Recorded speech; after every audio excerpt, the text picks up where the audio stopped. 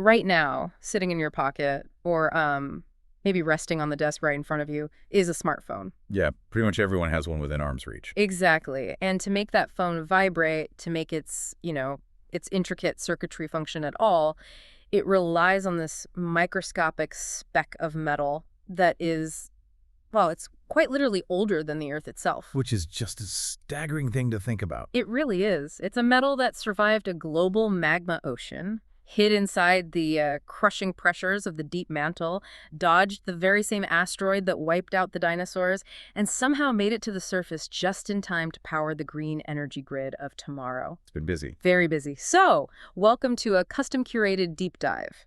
Today, we're taking on a massive mission.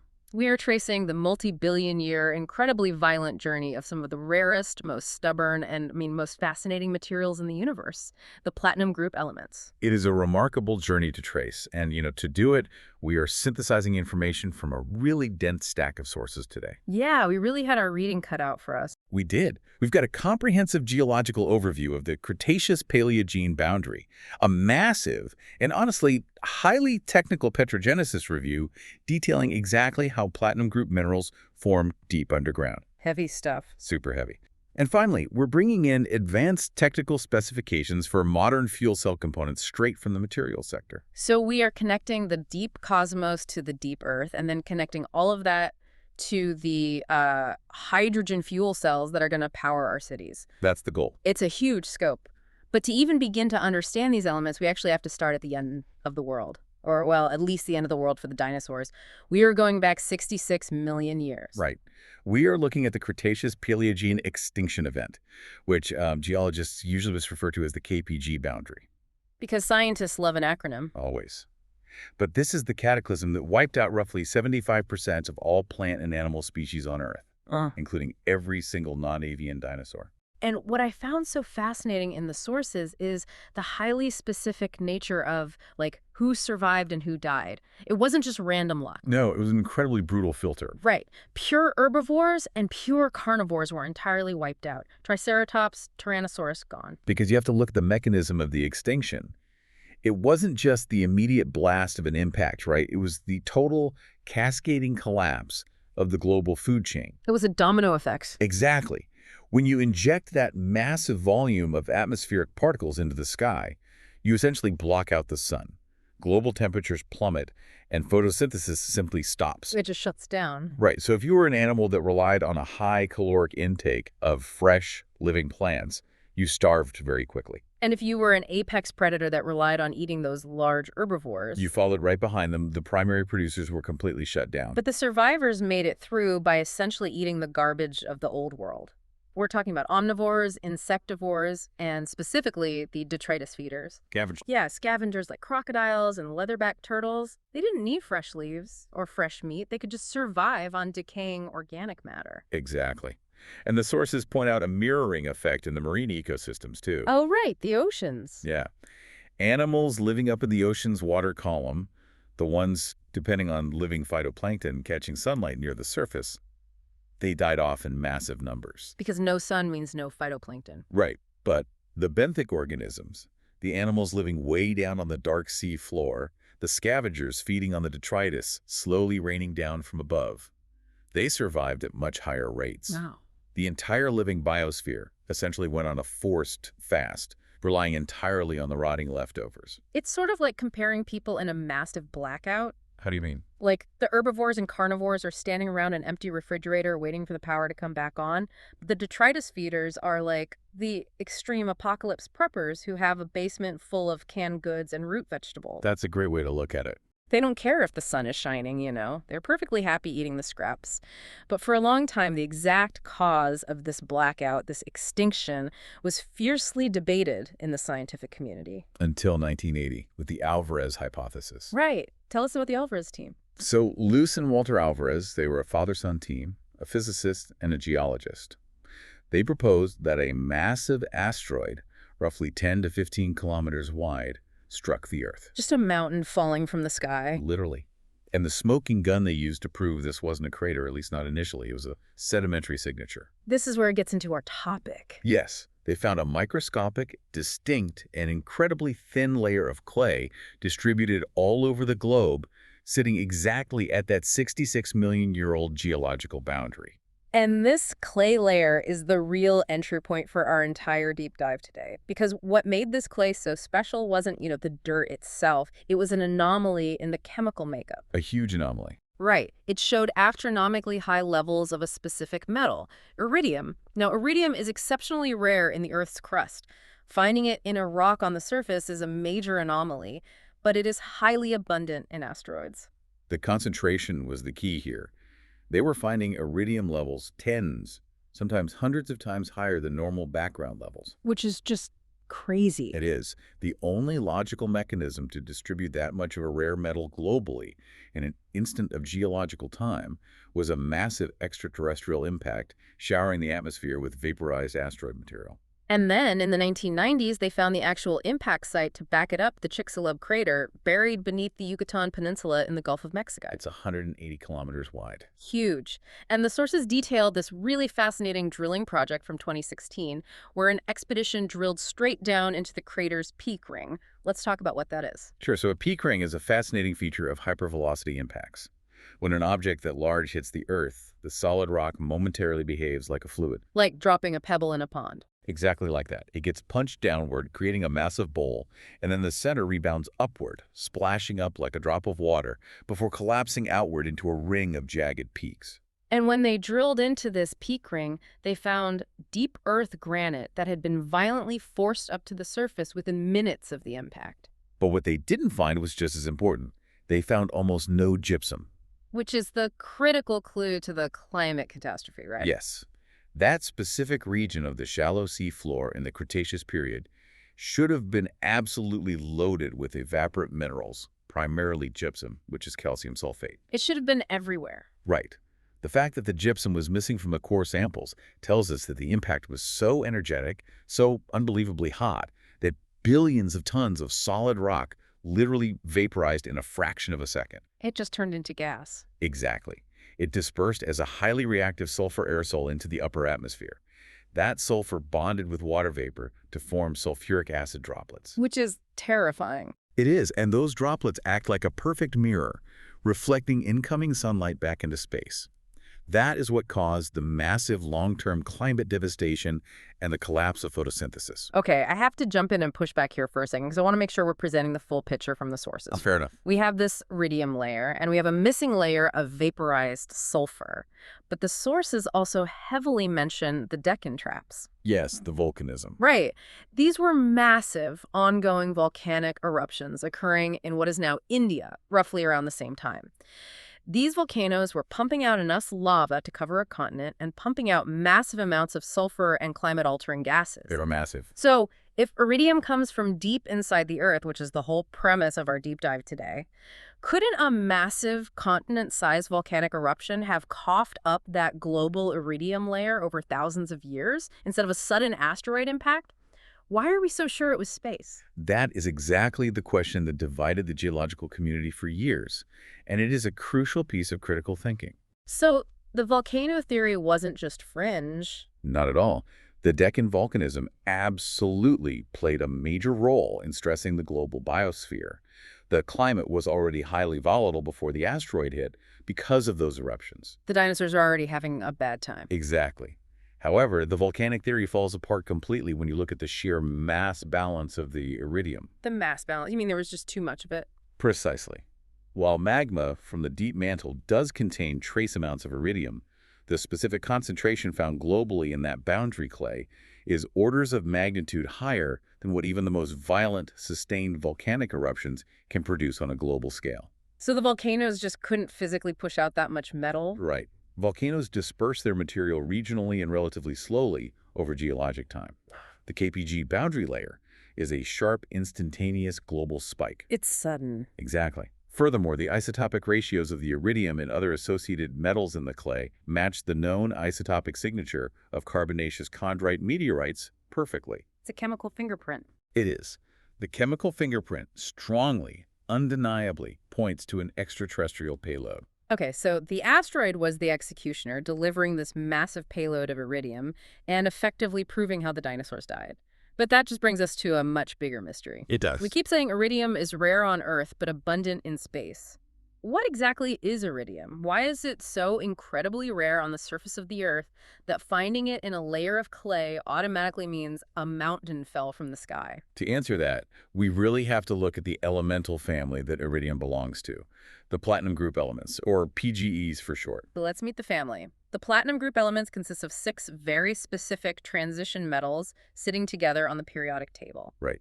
Osmium, iridium, ruthenium, rhodium, platinum, and palladium. And their physical and chemical properties are truly extreme. If you want to understand why they are so valuable today, you have to look at how they behave at an atomic level. You do. For instance, their melting points are astronomical.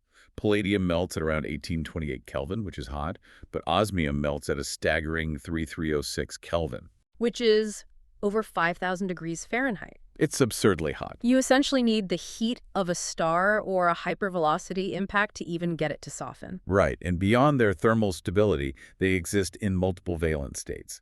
Let's unpack valence states for a second. This has to do with how their electrons are arranged, right? Yes, exactly. It means they have a highly flexible electron configuration. They aren't locked into just one way of interacting with other atoms. You've got it. The outermost electrons in their atomic structure, the ones available for bonding, can shift depending on the chemical environment. So they're adaptable? Very adaptable. This allows PGEs to form incredibly complex metal bonds or covalent bonds. They can act as bridges between other molecules without fundamentally altering their own core structure. This makes them chemically very stubborn, but also highly useful, which we will see when we get to modern technology later. Absolutely. But the most crucial characteristic for our geological story is their affinity. Like, who do they like to hang out with? Their chemical friends? Right. The sources state that they are highly siderophile, which translates to iron-loving, and chalcophile, which means sulfur-loving. Yes. The Petrogenesis review specifically notes that they have distribution coefficients greater than 10 to the power of 4 into metal over silicate. That is a very dry way of stating something incredibly dramatic. Right. I was reading that like, okay, let's translate that math into a visual. Please do. A distribution coefficient of 10 to the power of 4 means 10,000. Silicate rocks are the common everyday rocks that basically make up the entire crust and rocky mantle of the earth quartz, feldspar, olivine. The standard stuff under our feet. Exactly. But these platinum group elements have an extreme, uncompromising preference. If you put one atom of iridium in a room with 10,000 silicate molecules and one iron atom, it will ignore all 10,000 silicates and bond exclusively with the iron. They're completely repelled by the material that makes up the surface of our planet. I just picture them as extreme introverts at a massive geological party. They absolutely refuse to mingle with the common, everyday silicates that make up the Earth's crust. They just want to stand in the corner? Right. They only want to hang out in the dark with iron or sulfur. And if we connect this to the bigger picture, we have to imagine the early Earth. Billions of years ago, right after it accreted from the solar nebula, the Earth wasn't solid rock. No, it was essentially a churning, molten magma ocean. A sphere of liquid fire. And in that liquid state, gravity was the dominant sorting force. The heavy elements, primarily iron and nickel, began to sink toward the center of the planet to form the dense metallic core. And because the platinum group elements are these iron-loving introverts, when the heavy iron sank to the center of the planet, the vast majority of the PGEs hitched a ride. They absolutely They did. saw the iron leaving the party and said, "We're going with you." They retreated to the basement, the core of the Earth, as soon as the planet started to cool. They locked themselves in the core, Ooh. which completely explains the mystery of the Alvarez hypothesis. It brings it all together. It does. It explains why the Earth's crust is practically devoid of them, and why an asteroid dropping a layer of iridium is so glaringly obvious to geologists. The crust was wiped clean of these metals over 4 billion years ago. But hold on. If almost all of Earth's platinum, palladium, and iridium went down with the iron ship and are locked in an unreachable spinning core thousands of miles beneath our feet, how do we have any of it on the surface today? It's a fair question. Right. We obviously have platinum rings, we have catalytic converters. Where did it come from? That is the ultimate geological puzzle. To solve it, we actually have to look back even further. We have to go past the formation of the Earth to a time before planets even existed. Wow, okay. We have to look at the very birth of the solar system. This is where the story gets deeply cosmic. We're looking at extraterrestrial origins. Hmm? Our sources detail findings in carbonaceous chondrite meteorites. Some of the oldest rocks we have. Yeah, these are some of the most primitive, unaltered rocks we have ever found. They specifically mention famous meteorites like the Allende meteorite that fell in Mexico and the Murchison meteorite in Australia. Iconic space rocks. And inside these rocks, under powerful electron microscopes, scientists find something called refractory metal nuggets, or RMNs. Right. Refractory just means resistant to heat. Okay. These RMNs are unimaginably tiny, often just fractions of a micron across. But when you analyze them, they contain incredibly high, dense concentrations of platinum group elements, perfectly alloyed together. So they're like pure nuggets of this stuff. Yes, along with other heavy elements like molybdenum and tungsten. The current astrophysical consensus is that these microscopic nuggets condense directly out of the superheated, swirling gas of the early solar nebula. So before the gas and dust clumped together to form asteroids or planets, these tiny specks of metal just froze out of the void. Exactly. And the temperatures required for this are insane. The sources say they condensed at temperatures between 1400 and 1600 Kelvin. They were among the very first solid objects to form in our entire solar system. And we know this because of where we find them within the meteorites. Where is that? They're often found trapped inside structures called calcium-aluminum inclusions, or CAIs. CAIs are these light-colored flecks inside the meteorite that are widely considered to be the oldest dated solid materials that formed within the solar nebula. But the nuggets aren't always pristine, right? Sometimes the sources say they form these complex structures called friendling, which sounds like a fantasy term. It's a wonderful word. It comes from German, roughly translating to stranger or little stranger. I love that. It was a term introduced by geochemists to describe these incredibly complex, opaque mineral assemblages found in the meteorites. They look completely alien compared to the surrounding rock. How do they form? They're basically the result of those initial pure metal nuggets floating through the solar nebula and passing through different temperature and chemical zones. They undergo heavy oxidation and sulfidation over millions of years before finally being locked inside a meteorite. They get weathered in space. Essentially, yes. We even find variations of these extraterrestrial platinum group minerals in Martian meteorites, like the one designated NWA 2737. Wait, from Mars? Yes. That one likely formed its unique PGM signatures through extreme sulfur degassing on the surface of the red planet before it was blasted off toward Earth. I want to stop and look at the chemistry of these refractory metal nuggets for a second, because something in the Petrogenesis review really stood out to me. Okay, let's hear it. The sources explicitly note that these nuggets contain high amounts of tungsten and molybdenum. Now, based on what we know about the extreme heat of the early solar system, if these nuggets were subjected to extensive, prolonged heating and vaporization events as the planets were forming, wouldn't the tungsten and molybdenum react with oxygen, vaporize as oxides, and completely disappear? They absolutely would. Right. Tungsten and molybdenum are highly volatile under oxidizing conditions at those temperatures. The fact that they are still present, perfectly preserved inside these microscopic nuggets, tells us something profound about their history. What does it tell us? It indicates that they condensed very early on under highly specific, chemically reducing conditions, meaning there was very little free oxygen around, and they haven't been subjected to massive vaporization since. Wait, does that mean these tiny specks of metal sitting inside a meteorite in a museum right now have remained fundamentally chemically unchanged since before the Earth even formed? In many cases, yes. They are perfectly preserved time capsules. That's mind-blowing. It is. In fact, there is a fascinating and ongoing debate in astrophysics over their true origins. While early theories assumed they were simply the first condensates from our own solar nebula, more recent studies of pre-solar graphite inclusions, which are tiny grains of carbon found in meteorites, suggest something even more radical. More radical than forming before the Earth. Yes, some researchers argue that a portion of these refractory metal nuggets might actually predate our solar system entirely. Predate the solar system? You mean that they came from another star? Yes, they could be actual interstellar travelers. No way. The theory is that they were forged in the dying atmospheres of ancient red giant stars, or in the violent explosions of supernovae billions of years before our sun even existed. Floating through space. Right. They drifted through interstellar space for eons before eventually getting swept up in the gravitational collapse of the nebula that birthed our solar system. Okay, my mind is thoroughly blown. So we have meteorites constantly delivering trace amounts of these ancient cosmic PGEs to the surface of the Earth, sometimes in a massive dinosaur-killing payload like the Chicxulub impact, and sometimes just as micrometeorite dust falling from the sky. Exactly. But even with billions of years of meteorites hitting the Earth, it's just not enough volume to account for the massive multi-billion-dollar commercial platinum mines we operate today. I mean, we aren't mining craters for our catalytic converters. No, we aren't. While meteorites bring a surface dusting, the Earth does have its own hidden massive vault of native platinum group minerals. Where are they? They just didn't quite make it all the way down to the iron core during the planet's formation. When the magma ocean was cooling, a small fraction of these metals got stranded Stranded in the crust. deeper. They got caught in the Earth's deep mantle, locked in a solid prison, waiting for the right conditions to burst upward. Which brings us to the Earth's deep plumbing. How do we extract PGEs from the deep? If they are trapped thousands of kilometers down, how do they get to a mine in South Africa?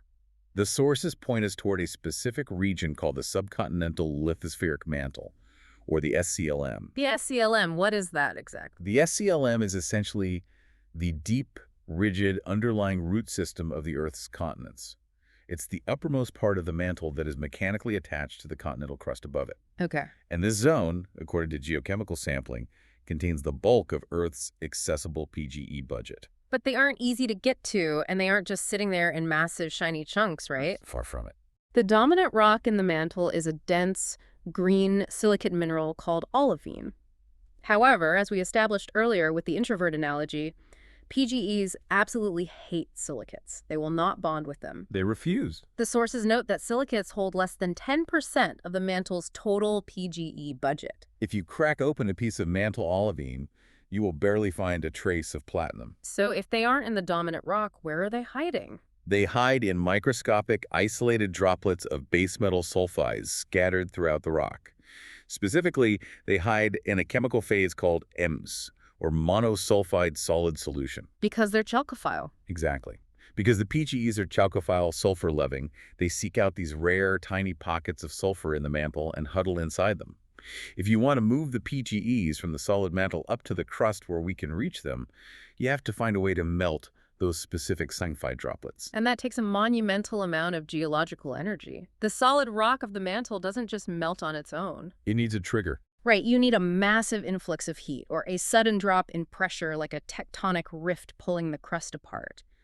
High degrees of partial melting in the mantle are required to dissolve these solid sulfides into a newly forming, rising, liquid silicate melt, what we call magma. And as this magma begins its long ascent toward the crust, it carries these tiny dissolved sulfide droplets along with it. Like passengers. Yes, the sulfide droplets essentially act as chemical life rafts for the precious metals, isolating them from the surrounding silicates they disguise. But the life raft doesn't last forever. The Petrogenesis review describes a process that happens as the magma rises called desulfurization. It's a crucial step. Let's walk through the chemistry of this because it's the exact mechanism that creates a solid nugget of platinum. As the magma moves upward into lower pressure zones, the sulfur in the melt is slowly extracted or it reacts with surrounding rocks. The environment changes, and as the sulfur is lost to the surrounding system, those base metal sulfide life rafts become chemically unstable. They begin to break down. So sink the raft. Right. And when they break down, the platinum group elements suddenly find themselves without their sulfur partners. They are forced to exsolve, meaning they separate out from the liquid and crystallize into distinct, solid platinum group minerals. And we can see this happen, right? Yes, we can actually see evidence of this failed ascent in places like the Harz Massif in France. The Harz Massif is an incredible geological freak. It's a chunk of the deep mantle that was tectonically shoved up to the surface without fully melting. Exactly. And when geologists examine the rock there, they find tiny, discrete nuggets of osmium-iridium alloys and a mineral called laurite, which is a ruthenium sulfide. Just sitting there. Yeah, these are the precious metals that were left stranded as the sulfur around them broke down before the magma could carry them all the way to a magma chamber. You know, I was trying to visualize this fluid dynamic process, and it strikes me that it is exactly like making a complex shot of espresso. How so? Think about it. The solid silicate rock of the mantle is the compacted coffee grounds. The rising superheated fluid, the magma and the sulfur acts like the pressurized hot water, and the platinum group elements are the caffeine and the flavor oils hiding deep inside the grounds. I see where you're going with this. You can't just pour cold water over coffee beans and expect an espresso. You need the perfect amount of intense heat, extreme pressure, and fluid dynamics to extract the precious, highly concentrated materials out of the rock and carry them up to the surface. That makes perfect sense. Right. If the water isn't hot enough, or if the pressure drops, the caffeine stays locked in the grounds just like the nuggets trapped in the Lurs Massif. That is a highly accurate mechanical analogy. The process requires highly specific transient geological conditions to brew a batch of magma that is sufficiently enriched in these metals.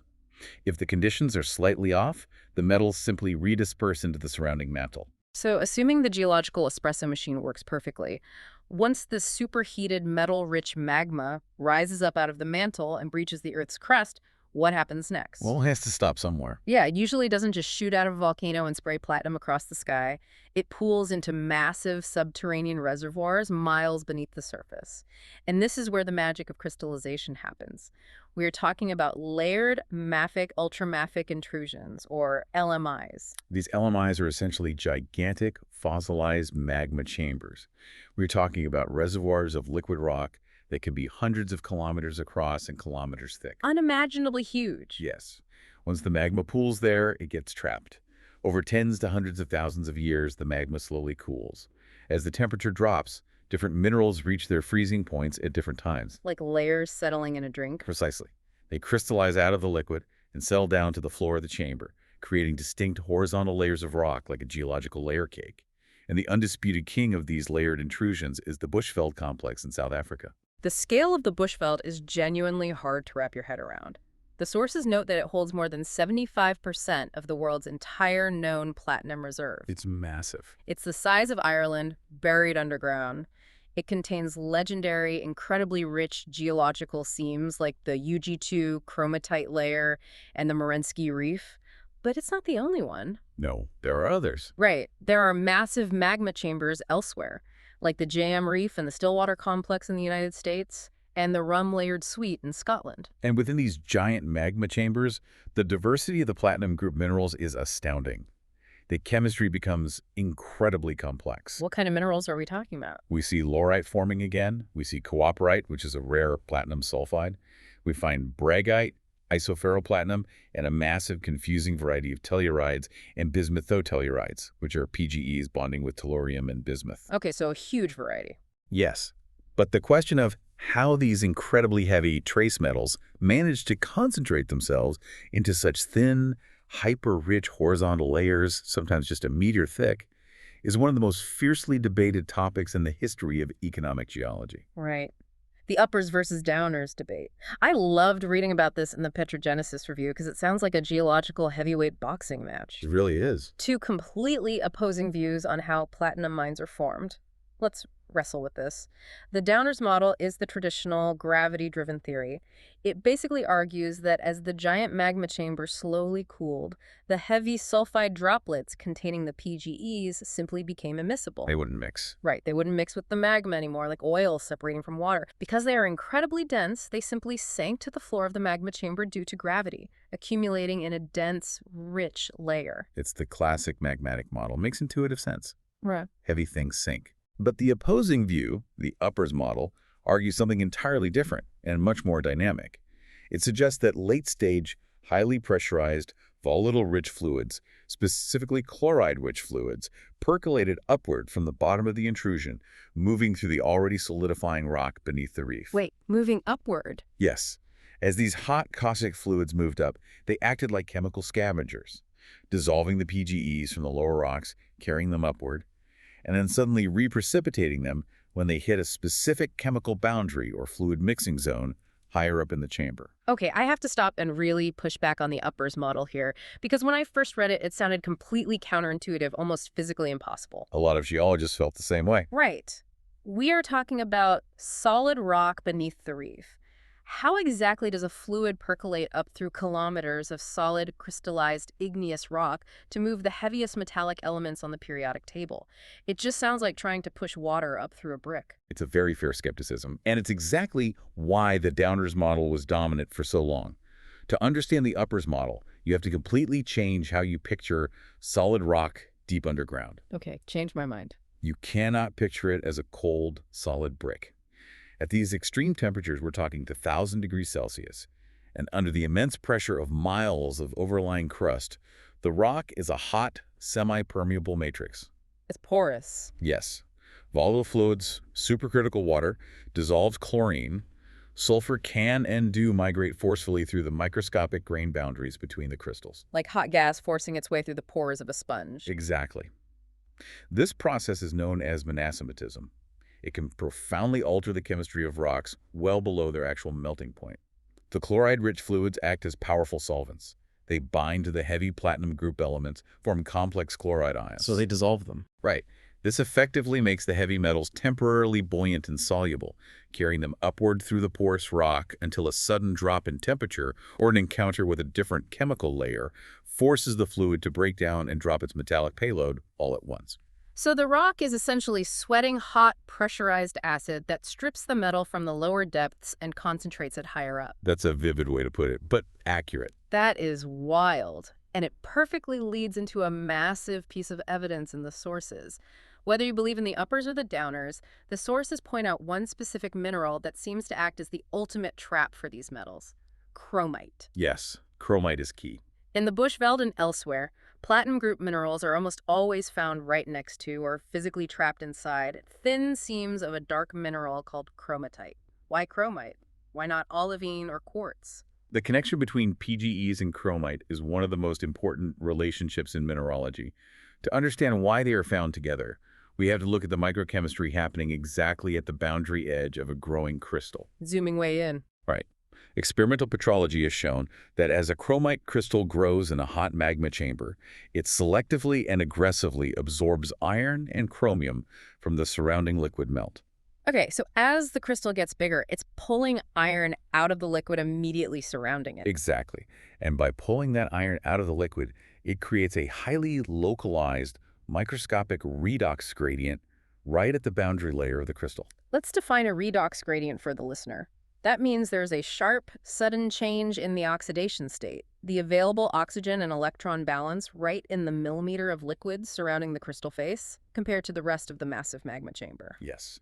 And this sudden, localized chemical shift effectively destroys the solubility of the platinum group elements in that specific microscopic zone. It kicks them out. It acts as a chemical trigger.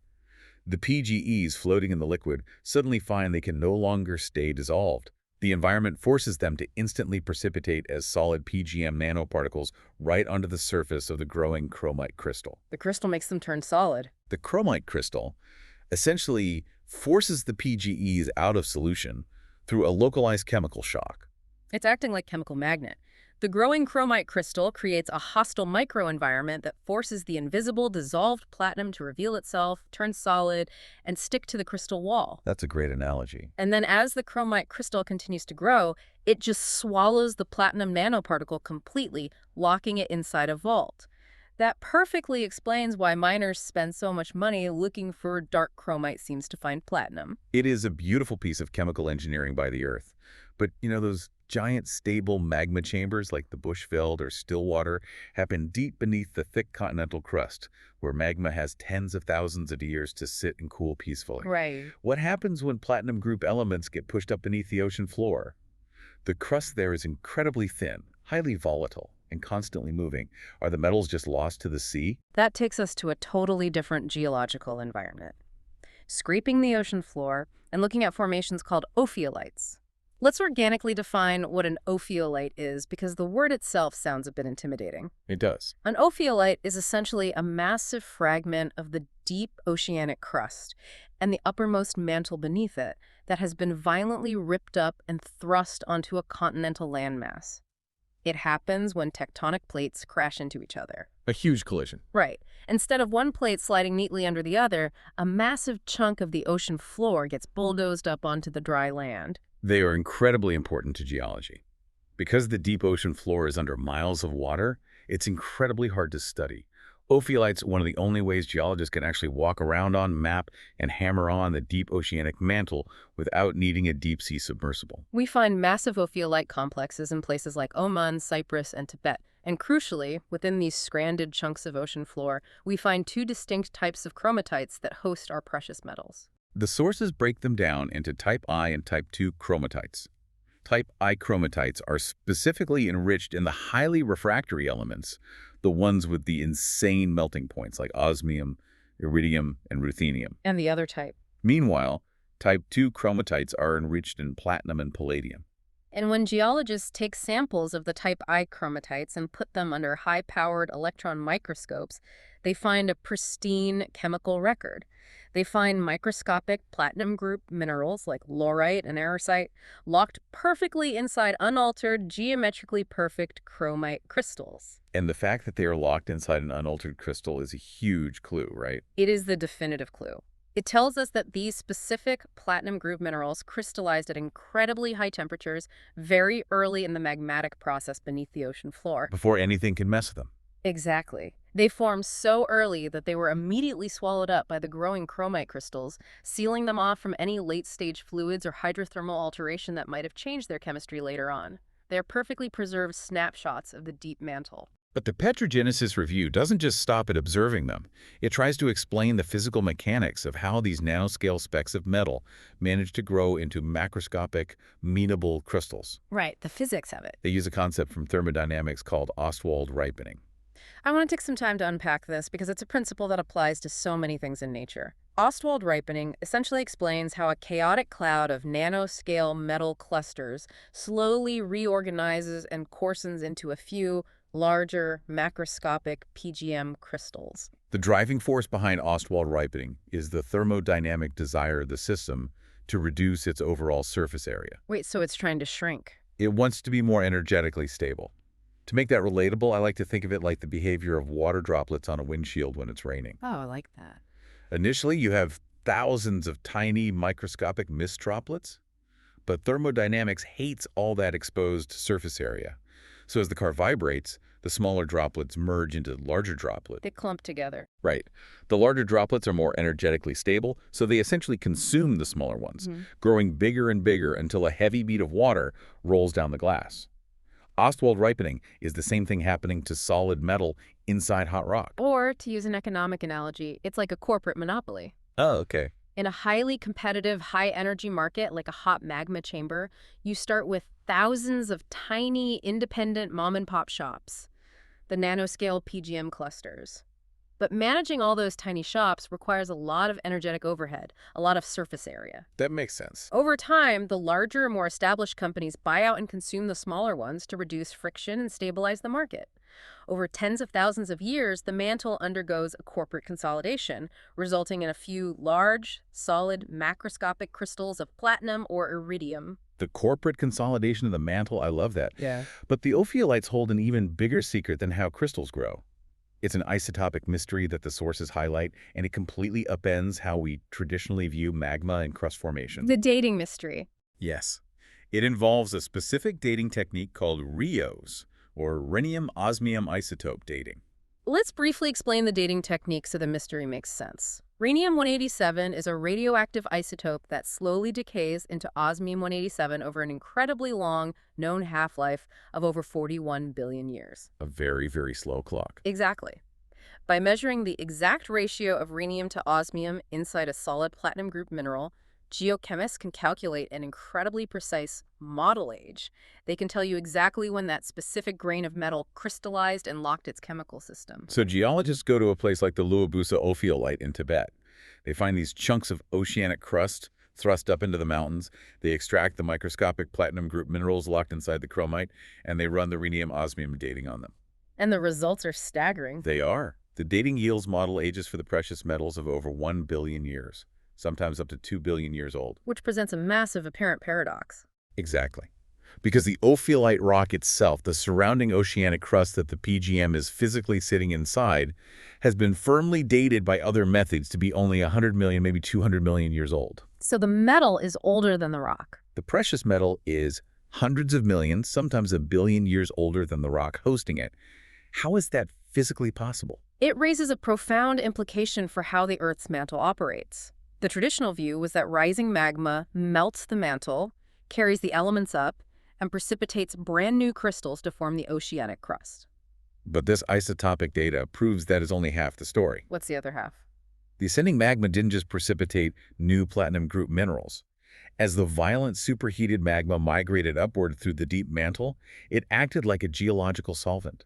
It literally ripped out ancient billion-year-old PGM crystals called xenocrysts that have been sitting dormant in the deep mantle since the dawn of the planet. And it carried them all the way up without melting them. Yes, it carried these ancient solid relics upward and seamlessly incorporated them, recycled them into the brand new oceanic crust forming above. I just want to let that land for a second, because that insight is brilliant. It's exactly like walking into an assembly line, cracking open a brand new, highly advanced 2026 car engine straight off the factory floor, and finding a perfectly preserved, fully functional spark plug from a 1920s Model T Ford running inside it. The magma is just blindly recycling ancient history. It's a perfect illustration of how the Earth relentlessly reuses its most durable materials. These siderophile metals, with their insane melting points and chemical stubbornness, are so resilient that they can survive being swallowed by thousands of degrees of liquid magma carried for miles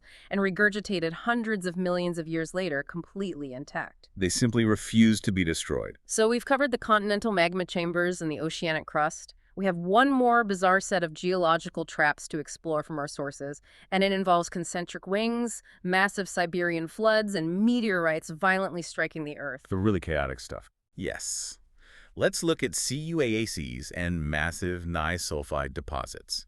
Let's start with CUAACs, which stands for Concentrically Zoned Uralian-Alaskan Alden Complexes. A mouthful of an acronym. It really is.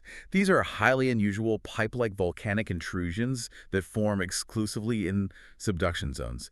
These are the violent tectonic areas where one heavy oceanic plate is actively diving beneath a lighter continental plate. Right, highly active zones. When you map these CUAAC intrusions from above, they display these striking concentric rings of different rock types. They usually have a dark, dense dunite rock core surrounded by outer rings of pyroxenites and gabbros. It looks like a massive geological bullseye. And their chemical signature is totally weird compared to the Bushveld or the ophiolites. The sources note that they display an M-shaped PGE pattern. M-shaped. Yeah, if you plot the concentration of all 6 precious metals on a graph, you see massive spikes in platinum and iridium, but huge sudden drops in ruthenium and palladium. The graph literally looks like the letter M. Why does it do that? This unique chemical signature tells geochemists that the magma didn't come from a normal mantle melting event. The M shape points to a very specific, highly oxidized, volatile-rich magma source deep in the mantle wedge above the subducting plate. Ah, because of the subduction? Right. The excess oxygen and water dragged down by the diving ocean plate alter the solubility of palladium and ruthenium, leaving the platinum and iridium to dominate the complex. And because these concentric complexes are often pushed up in highly active mountainous subduction regions like the Ural Mountains in Russia or the coast of Alaska, they erode relatively easily. The rain and the rivers physically break the rock down, washing the heavy metals away. Which is great for mining. Right. This natural erosion process forms what are known as placer deposits. Placer deposits are essentially river sands or gravel beds that have become highly concentrated with detrital, weathered platinum group minerals. Because the PGMs are so incredibly dense and heavy, they settle out of the fast-moving river water and accumulate in bends or depressions in the riverbed. Like panning for gold. Exactly. For a long time in human history, long before we had the technology to drill deep into hard rock like the Bushveld, panning these placer deposits in rivers was how the entire world got its platinum supply. The ultimate geological panning for gold, except with platinum. But as fascinating as placer deposits are, the real heavyweights of the modern PGE mining world aren't river sands. They are the non-chromatic nickel sulfide deposits. And the absolute monster in this category is the Norilsk-Kalnak deposit in Siberia. The geology of Norilsk is like a perfect storm of highly unlikely geological events. To understand it, you have to picture one of the largest, most devastating volcanic events in Earth's history. The Siberian flood basalts, which occurred roughly 250 million years ago. It was apocalyptic. Imagine millions of cubic kilometers of liquid magma violently rising through the Earth's crust, tearing the continent apart. But as this specific batch of magma rose beneath what is now Siberia, it intersected something completely unexpected. It hit a massive, thick sequence of underground sedimentary coal measures. Wait, so you have superheated, heavy magma smashing into a subterranean layer of highly flammable organic coal. What does that physical interaction do to the magma? The magma essentially assimilated the coal. It ate it. And coal isn't just carbon. These specific coal measures were incredibly rich in crustal sulfur. By violently injecting all of this external organic sulfur into the rising magma, it dramatically changed the chemical equilibrium. It shocked the system. It triggered what petrologists call massive sulfide saturation. So going back to our espresso analogy from earlier, where the hot water extracts the oils, the magma has the platinum dissolved in it. Hitting the coal seam is like suddenly dumping a massive gallon of cold milk into the brewing espresso. It completely breaks the chemical suspension. That's a perfect way to describe it. It forced all the heavy metals out of the melt at once. Exactly. The magma could hold the trace metals as long as the chemistry remained stable. But the sudden influx of external crustal sulfur from the coal acted as a catastrophic external trigger. It forced the magma to instantly drop its entire payload of platinum group elements and nickel all in one localized area. Just because it hit some coal. Because of that random underground coal seam, Norilsk became the world's second largest palladium resource. If the magma had missed the coal by a few miles, the metals would have just dispersed thinly across the Siberian traps, and we would have nothing to mine. It is entirely reliant on geological accidents, and external triggers are a recurring theme in the sources. Let's look at one more massive anomaly. The Sudbury Igneous Complex in Ontario, Canada. Another massive accident. This wasn't a volcano. It wasn't a subduction zone. It was created by a 1.85 billion-year-old bolide, a massive asteroid smashing directly into the Earth's continental crust. The kinetic energy of the Sudbury impact is almost unfathomable. The impact was so energetic that it didn't just make a crater. It literally melted the Earth's upper crust into a massive, superheated, enclosed magma sheet miles thick. Molten lake. And as this immense artificial melt sheet slowly cooled and differentiated over thousands of years, it formed incredibly dense layers of PGM tellurides, bismuthotellurides, and arsenides, minerals like sperrylite and minerite. Okay, I have a major question here that I struggled with while reading the sources. Sure. With the Sudbury deposit, if it was created by an asteroid impact, and we know from the TPG boundary that asteroids are full of iridium and platinum are the platinum group elements we mine in Canada today, actually from the asteroid itself. Or did the asteroid just act like a giant blender that melted the Earth's own hidden PGEs? It is a brilliant question, and geologists have heavily debated it for decades. It seems obvious that the asteroid brought the metal. That's what I assumed. But when scientists conduct strict isotopic studies, particularly looking at the ratios of the highly siderophile elements and the osmium isotopes, the data strongly indicates the opposite. Really? Yes. While the asteroid certainly contributed a tiny fraction of the vaporized metal, the vast majority of the PGEs mined at Sudbury today come from the ancient Earth's crust itself. So the asteroid was essentially just a thermal catalyst. Yes. The impact essentially acted as a colossal natural smelting furnace.